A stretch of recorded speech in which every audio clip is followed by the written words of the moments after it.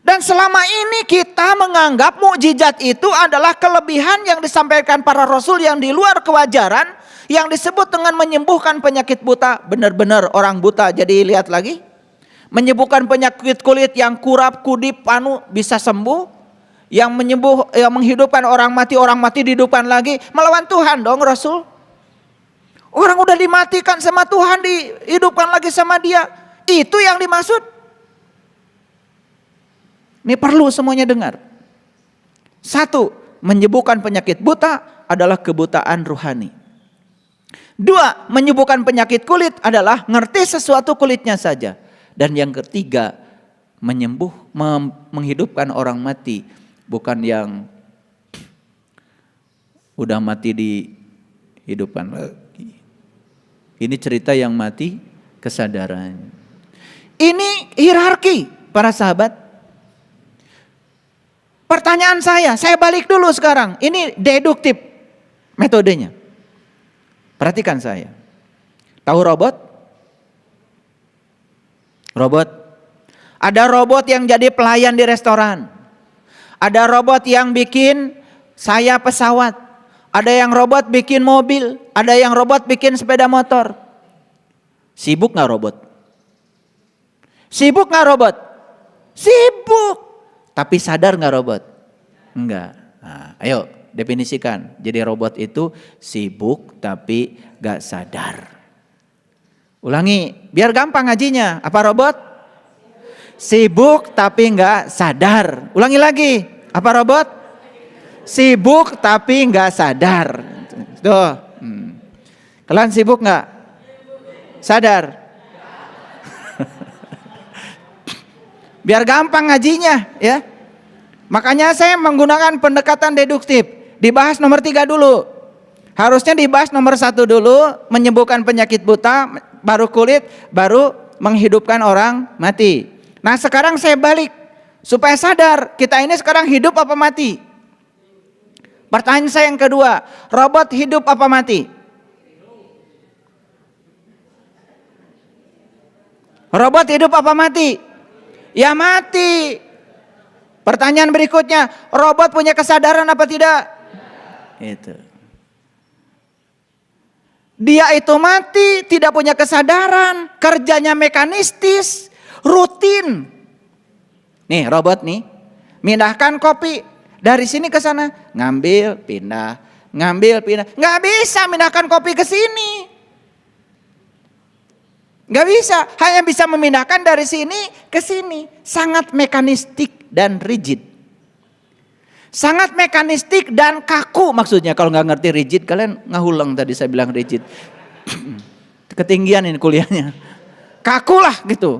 Ya. Itulah robot. Maaf, sekarang kita tarik ke dalam kehidupan kita. Subuh sholat, duhur sholat, asar sholat, maghrib sholat, isya sholat, mau tidur sholat witir. Hanya menjalankan mekanistik tanpa kesadaran. Saha eta teh. Ngaku. Ngaku. Hidup apa mati? Nah sekarang ini saya cuma khawatir aja. Kalian itu sibuk tetapi tidak punya kesadaran. Sibuk tetapi gak nyadar gitu loh. Robot gak itu? Nah, loh.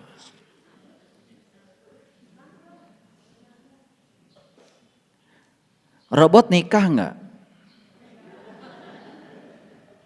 Jawab. Pada nikah. Enak aja. Robot pada punya anak gak?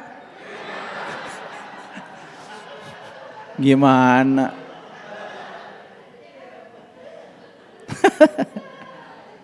Robot hamil gak?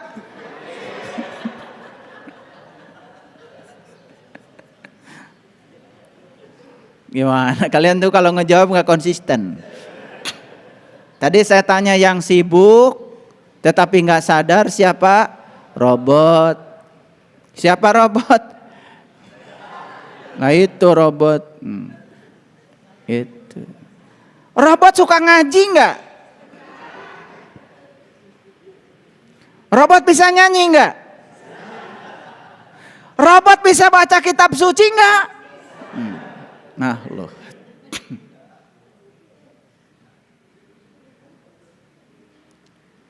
Kalau Jumat kan biasanya disetel aja kaset.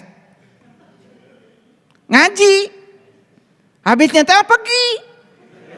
Yang nyetelnya. Itu yang nyanyi siapa? Yang ngaji siapa? Robot. Sadar nggak? Nggak sadar. Kita yang di luaran disuruh dengerin suara yang tidak sadar. Katanya untuk nyadarin kita. Gimana?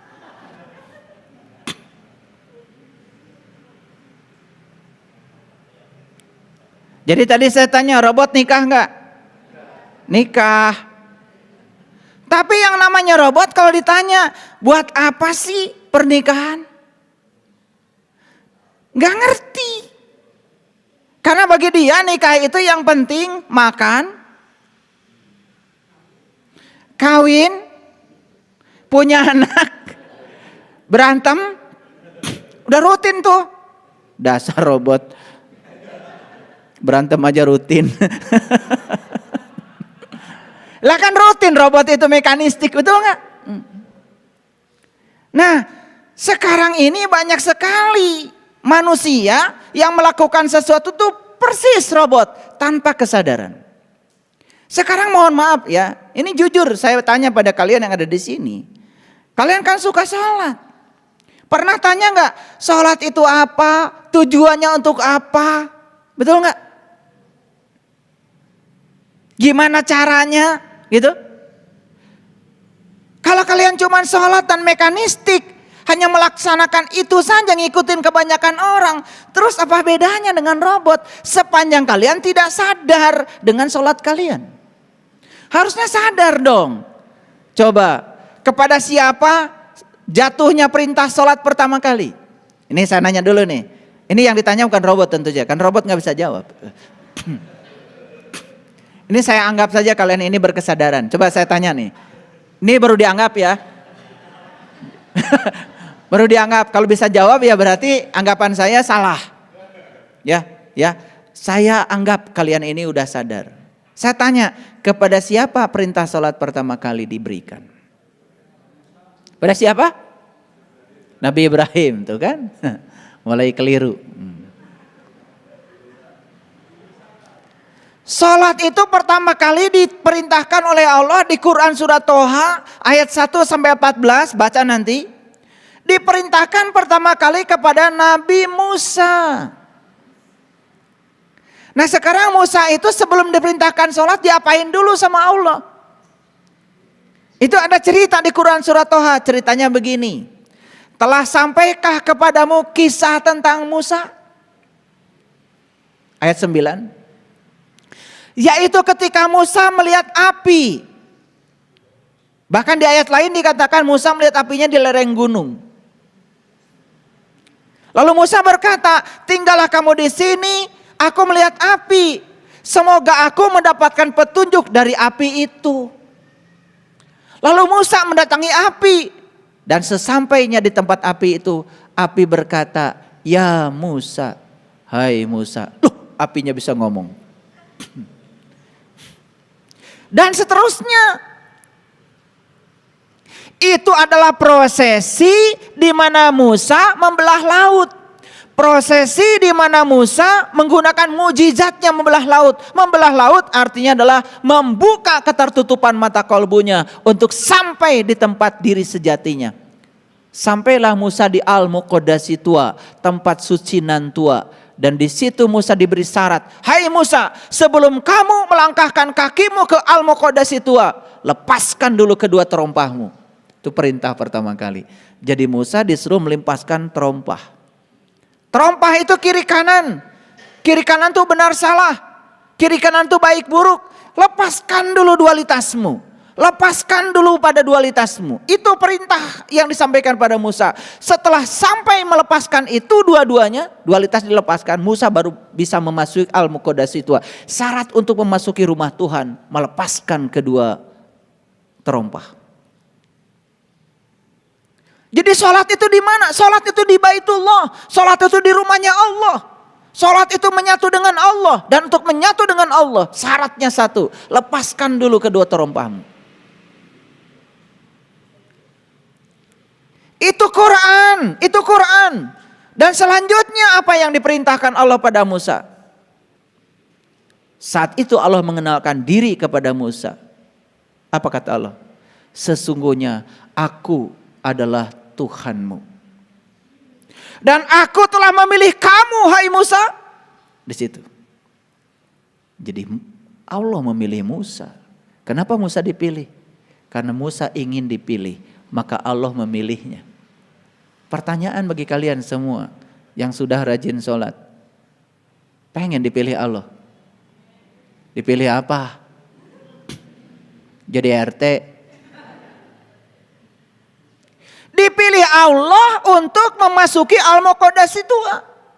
Dipilih Allah supaya bisa menyaksikan Allah. Dipilih Allah supaya bertemu dengan Allah. Itu keren banget di Quran. Nah setelah itu kemudian Musa sukses berjumpa dengan Allah. Setelah berjumpa dengan Allah, turunlah perintah dari Allah. Innani anallah. La ilaha illa ana fa'budni wa aqimis sholata li zikri. Lalu diberitahu di ayat lain untuk apa kalian sholat. Allah beritahu. Aqimis sholat. Inna sholat tanha anil fasa wal munkar. Sholat itu adalah sarana untuk mencegah kamu supaya tidak berbuat keji dan munkar. Sholat bukan tujuan. Lalu apa yang kalian lakukan? Ngitung rakaat? Dan merasa sudah menumpuk pahalamu? Padahal salat itu jelas. Instrumen yang harus mengantarkan kita supaya tercegah dari berbuat keji dan munkar. Hasil salat adalah kita mendapatkan karomah tadi. Kemuliaan akhlak dari salat kita. Makanya orang yang salatnya benar pasti akhlaknya mulia. Orang yang akhlaknya mulia tidak mungkin melanggar jati dirinya sendiri. Dititipin duit pasti jujur. Dititipin jabatan pasti jujur. Titipkan apa saja pada dia pasti benar. Banyak sekarang orang sholat dititipkan ini dan itu tidak jujur. Karena apa? Karena dia tidak mencapai karomah sholatnya. Tidak mencapai kemuliaan. Paham maksud saya? Itu saya baru cerita sholat. Nabi Muhammad juga sama, kan tidak sholat dulu, mi'raj dulu. Sama seperti yang dialami Musa. Melakukan perjalanan. Nabi Ibrahim sebelum sholat sama dibakar api. Tapi bukan dibakar api seperti itu. Dibakar api cinta, dibakar cahaya di atas cahaya. Nabi Yunus sebelum sholat sama ditelan ikan dulu. Mati sak jerening urip. Meniti ke dalam diri dulu. Semua Nabi dan Rasul juga sama. Sebelum melakukan itu, melakukan prosesi meniti ke dalam diri, menemukan jati dirinya. Itulah yang keren. Kalau sholat di tingkat ini, di tingkat kesadaran seperti ini, jelas bukan sholatnya robot lagi.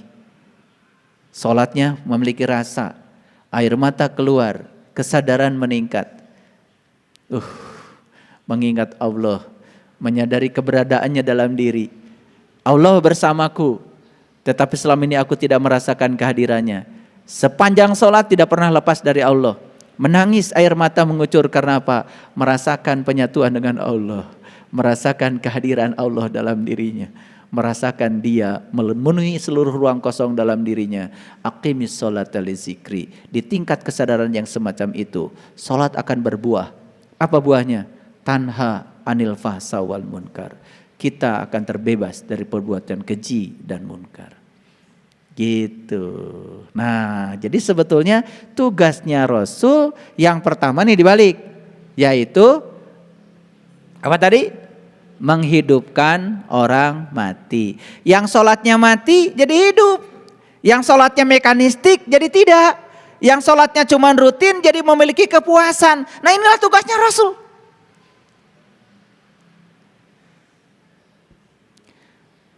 Dan tugasnya para ulama sekarang tuh ini sebetulnya. Sampai Imam Al-Ghazali membuat kitab namanya Ihya Ulumuddin. Karena saat itu belum melihat agama sudah mati. Agama sudah mati. Maka beliau membuat kitab itu untuk menghidupkan kembali agama agar hidup. Makanya beliau disebut seorang mujadid, seorang pembaharu. Beliau tidak mengajarkan rutinitas. Beliau mengajarkan pola pikir yang cerdas. Ayo, ini loh esensinya sholat. Saya tanya tadi, apakah robot nikah? Nikah. Apa yang dilakukan oleh robot ini setelah nikah? Tadi jadwalnya udah tahu kan? Makan, kerja, pulang ke rumah, marah-marah, kawin, tidur, marah-marah lagi. Makan lagi, kerja lagi, pulang ke rumah, marah-marah lagi. Rutin, robot ini kalau marah rutin, ada jadwalnya. Iya, coba bikin robot yang marah. Marah itu jamnya udah jelas. Gitu. Dan seterusnya begitu. Tapi ketika ditanya, apa sih tujuan pernikahan? Enggak sadar. Tidak sadar kalau pasangan kita berbeda. Robot tuh. Tidak sadar kalau cara berpikir pasangan kita berbeda. Robot tuh. Kalau yang sadar, dia tahu.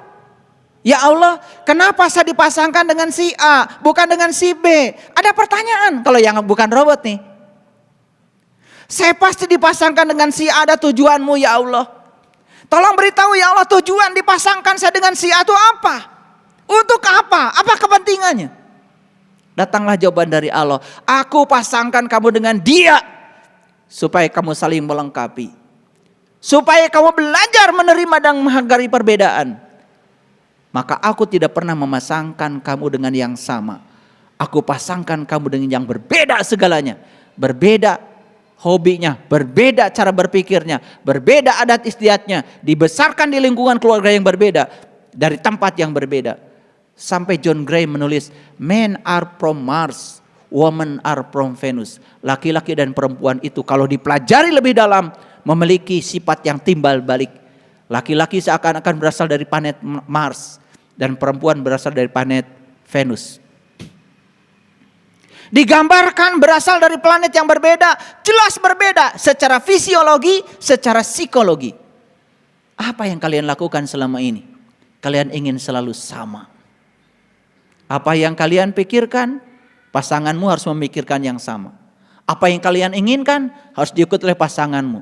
Apa yang terjadi?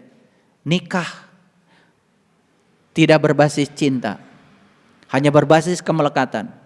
Cinta itu saling memberi sayap, bukan saling mengikat. Apa yang terjadi dengan pernikahan? Saling memberi rantai, saling membatasi. Dulu sebelum menikah, membayangkan keindahan pernikahan. Setelah nikah, membayangkan keindahan perpisahan. Itu yang terjadi. Itulah yang terjadi pada robot. Selamat ya, robot. Ini robot berani nikah. Sekarang mohon maaf, kita bikin riset. Kumpulkan semua orang yang sudah menikah dan bikin kuesioner. Apa tujuan pernikahan? Paling jawabannya sakinah, mawadah, warohmah. Begitu ditanya apa sakinah? Nggak ngerti. Apa mawadah? Nggak ngerti. Apalagi warohmah? Nggak ngerti. Karena apa? Karena pada saat nikah dia dengar ada orang yang bilang semoga, bukan semoga lagi, mudah-mudahan. Mudah-mudahan pernikahannya sakinah, mawadah, warohmah. Itu aja yang terucap. Bahkan kalian ketik berulang-ulang di WA. Dasar robot, ngetik aja berulang-ulang. Robot itu ya, kalau dengar ada orang meninggal, langsung otomatis innalillahi wa inna ilaihi rajiun. Robot. Gak ada yang baru. Gak ada yang baru. Langsung berikutnya, turut berduka cita. Robot. Karena orang lain pun nulis gitu, ngetik yang sama. Dikiranya innalillahi wa inna ilaihi rajiun buat orang mati. Dasar robot. Innalillahi wa inna ilaihi rajiun bukan orang yang mati. Innalillahi wa inna ilaihi rajiun itu adalah peringatan dari Allah buat kalian yang hidup supaya bisa mati, bukan buat orang mati. Makanya tolong ya, perhatikan saya. Kalau saya mendapatkan berita duka dari kalian, apa keluarga kalian meninggal? Saya nggak pernah nulis innalillahi. Dan mungkin kalian menganggap saya beda. Iya, karena saya bukan robot. Saya beda dong. Ya, kalau kalian kan biasa ngetik atau copas dari tetangga sebelah. Iya. Coba perhatikan ya, kalau robot itu tiap lebaran ngucapkan lebaran. Tahun kemarin dan sekarang sama. Jangan dikira loh saya punya data tentang kalian. Nih kalian yang suka ngucapin lebaran ke saya tuh, Selamat Idul Fitri. Saya baca yang tahun kemarin dengan yang tahun ini sama. Jadi gak ada yang baru dari kalian. Dasarnya robot, lebaran aja gitu-gitu aja. Ini apa maksudnya? Saya sedang berbicara tentang kematian yang dianggap kehidupan. Makanya Rasulullah mengatakan, ya Rasulullah, apakah manusia di semesta ini pada hidup? Rasul mengatakan, kebanyakan mereka itu adalah mati. Tetapi mereka tidak sadar dengan kematian. Makanya saya buka sedikit-sedikit supaya ngerti. Betul nggak? Iya. Nanti ada topik-topik khusus tentang pernikahan. Saya tidak bicara itu. Ini cuma cerita robot nikah. Bukan cerita pernikahan. Apakah robot hamil? Hamil. Robot itu bisa hamil. Coba tanya robot, kenapa kamu hamil? Saya diundang syukuran hamil. Ini ulah murid-murid saya. Saya tanya, kenapa kamu hamil? Oh, karena Allah sudah percaya. Kalau saya sudah dewasa, cek saha. Kayak Ira Allah ngomong gitu ke mana? Bohong tecing kacida teuing. Allah cenah percaya sama saya karena saya sudah dewasa. Iraha Allah ngomong gitu ke mana? Betul nggak? Iya. Kan kamu hamil gara-gara kamu tidur. Paham? Iya. Makanya ngomong itu harus jelas. Manusia boleh berencana, tetapi titik-titik yang menentukan. Isi coba titik-titiknya apa? Allah, dasar robot. Saldo.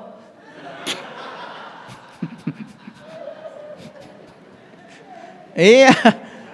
Kalian nggak sadar-sadar aja. Betul nggak? Iya. Ayah guru, saya mau ikut umroh. Begitu saldonya nggak ada, jadi nggak umroh? Nggak ada. Makanya kalau ngomong jangan sembarang. Manusia boleh berencana, Allah yang menentukan. Salah itu. Manusia boleh berencana, saldo yang menentukan. Paham maksud saya? Allah tuh cuma jadi kambing hitam aja dari semua omonganmu tuh yang gak jelas. Makanya ngomong tuh yang jelas. Ya. Minta mobil sama Allah. Mobil itu adanya di Toyota, di Honda, Nissan. Kata Allah, ya Allah saya pengen mobil. Uing matenyeun mobil cekal mobil tuh di dealer. Sok kumaha carana maneh bisa minahkeun mobil tah ti dealer ka imah maneh. Kitu wungkul Allah mah. Ya Allah, kieu-kieu teuing atuh. Artos teu gaduh. Ya. Paparin artos tuh Allah. Kalau teu salah alamat maneh teh. Minta duit ke kami. Duit mah buatan peruri, urang teu yang duit cek Allah. Saya sudah menitipkan aset terbesar pada kamu, dirimu. Saya sudah memberikan sumber daya terbesar padamu, akalmu, otakmu, penglihatanmu, pendengaranmu, dan waktu yang sama buat semua orang. Itu sumber daya yang luar biasa. Kalau kamu tidak punya duit, bukan takdir. Itu salah belajar agama. Tos ditulis di Lauh Mahfud. Cek saha. Mau punya Allah gitu. Si A rezekinya 1 miliar, si B 2 miliar. Saya mah dari kecil juga embung punya Allah nu kitu. Saya pengen punya Allah yang sama dan adil. Memberikan kesempatan yang sama buat semua orang. Sama bahagianya, sama rezekinya. Gitu. Dan Allah sudah membuka ruang yang sama buat kita. Hati-hati tuh. Kalian bilang, kunaon mana teu boga duit? Takdir. Tos diserat di Lauh Mahfud sendab di bagian teu boga duit. Hanya Allah gitu. Ini penting saya bicara. Supaya kalian bisa tertawa. Saya ceramah kemarin di episode yang keberapa. Lalu ada yang komen saya lihat. Terima kasih ayah guru. Bikin lelucon yang membuat saya semakin terbahak-bahak katanya. Memtertawakan diri saya sendiri. Ya memang. Karena kajian saya bukan untuk mencemooh orang. Sudah terlalu lama kita mencemooh orang lain. Apalagi yang berbeda keyakinan dengan kita. Bahkan kita intoleransi pada mereka. Sudah saatnya kita belajar mentertawakan diri kita sendiri. Di sini saat ini sekarang. Berhenti mencemooh orang lain. Selama ini kita merasa paling benar. Selama ini kita merasa paling soleh, paling suci. Lalu melupakan diri kita sendiri. Begitu dibongkar seperti ini baru sadar. Oh ternyata hari orang teh jelema atau napi robot. Baru sadar orang teh hirup atau apa. Betul nggak? Lihat saya semuanya. Robot tadi hamil? Hamil. Nih saya tanya nih, siapa yang pernah hamil? Coba ada nggak yang jawabannya masuk akal? Kenapa kalian hamil? Kenapa? Hah? Karena tidur dengan suami. Itu leluconnya. Coba jawabannya yang serius. Kalian itu hamil karena sedang diajarin oleh semesta untuk merasakan hamil, itu aja. Dan kenapa merasakan hamil? Supaya kalian merasakan seperti itu loh ibumu dulu ketika hamil kamu. Kenapa kalian melahirkan? Seperti itu loh ibumu dulu melahirkan kamu. Menumpahkan darah, sakit, jerit-jerit, sampai harus kehilangan nyawa. Supaya rasa hormatmu pada ibumu naik. Paham? Paham gak kenapa hamil? Ya gak semoga budak seberiji. Budak 11 ditanya kunan hamil can ngarteu wae dasar robot nyeunan budak wae. Hamil itu Allah sedang ngajarin sama kita supaya kamu mengalami. Seperti itu loh jadi ibu. Begitu saya punya anak, saya langsung sadar, oh seperti ini ayah saya dulu ya ketika saya lahir ke dunia. Iya. Malam-malam harus bangun, malam-malam ganti popok, malam-malam. Kan tidak mungkin seluruhnya diserahkan sama istri kita. Istri saya ada di sini. Saya dari kecil ya mandikan anak, suapin anak dari kecil. Zamannya di bedong, pintaran saya bedongnya pada istri saya. Ini mumpung ada. Kalau saya kalau ngomong gini harus istri saya. Kalau nggak ada berarti saya bohong. Tanya nanti setelah ini benar apa enggak gitu. Iya. Di situ ada perasaan, oh seperti ini ayah saya dulu. Jadi sebetulnya yang diajarkan semesta ini adalah pengalaman. Itu aja nggak lebih. Bukan karena kalian dewasa dititipin ini, titipin. Iraha cek Allah. Baik macan pernah ngomong gitu kemana? GR cenah cek Allah. Jadi itu semua sebetulnya cara semesta mengajarin kita. Nah, kalau kita robot, hamil, melahirkan, punya anak. Gitu aja. Terus aja mekanistis, tidak ada kesadaran. Tidak ada yang tumbuh pada diri kita. Sekarang pertanyaan saya, mati apa hidup? Mati. Kalau dia itu bukan robot, harusnya bertanya, kenapa saya tercipta? Kenapa saya tercipta seperti ini? Kenapa saya tercipta jadi manusia? Kenapa saya tidak tercipta menjadi kuda, menjadi monyet, menjadi itu? Harusnya bertanya itu. Untuk apa saya tercipta jadi manusia? Apa tugas saya di sini? Apa hidup itu? Untuk apa saya hidup di sini? Kenapa di dunia bukan di planet lain? Sok nanya gitu Tara. Dasar robot. Robot itu tidak pernah bertanya begitu. Makanya tidak ada jawaban yang mengalir dari semesta kepada kita. Karena kita gak pernah tanya. Coba kalau menyampaikan pertanyaan gitu, akan mengalir jawaban-jawaban itu. Itu yang akan membuat kita mendewasa. Sehingga hidup ini menjadi indah, menjadi mengasihkan. Dulu kita masih kecil diajarkan orang tua kita, nah hidup itu susah dan penuh perjuangan. Dan kita dengar berulang-ulang kalimat itu, ya sudah setelah besar susah dan penuh perjuangan. Kalau dia bukan robot, rubah sudut pandang itu. Ah, saya nggak percaya begitu. Gak percaya Allah yang maha cinta, Allah maha pengasih, Allah maha kaya. Bagi saya hidup itu adalah mudah dan menyenangkan. Begitu dirubah sudut pandangnya, hidup itu mudah dan menyenangkan. Betul-betul sekarang hidupnya menjadi mudah dan menyenangkan.